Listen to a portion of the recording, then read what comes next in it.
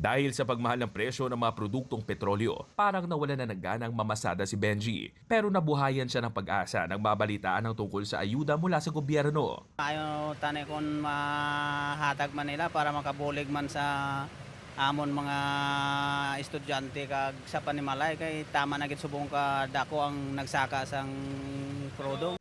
Inanunsyo ni DSWD Secretary Rex Gatchalian na magbibigay ng ayudang 5,000 pesos sa mga POV driver sa ilalim ng Assistance to Individuals in Crisis Situations o AICS.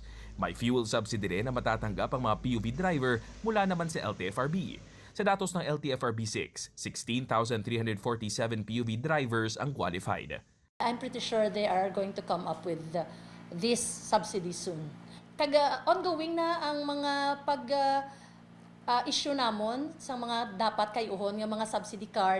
Ngunit ayon sa isang kooperatiba, kulang pa rin daw ang subsidy sa mga gastusin. 2 to 3 days na nato nga konsumo, no? Pero at least may ara kita nga ayuda nga baton, pero nga mo sinidiritan nga tugon-tugongan man tani ang promisa nila. Kahit ay ilang driver sa Bacolod City, nakukulangan din sa 5,000 pesos na fuel subsidy.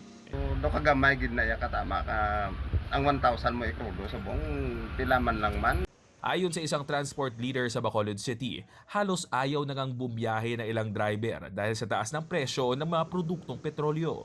Para sa aton subong ginapilit ng naton ang mga operators kag ginapainsindigid nga magbinuligay na lang. Umaasa naman ang mga driver at operator na madadagdagan ng provisional fare increase na kanilang hiniling. Kahit isang nabataan naton is 1 piso lang. 1 piso lang dyan, dapat perdigig ta sina. Ang expectations nila to nga, ang increase nga to is relevant if the increase in fuel will only be 68 pesos. Pero kay nagsubra na siya, I think the board feels nga hindi to enough ang ila unang again recommend.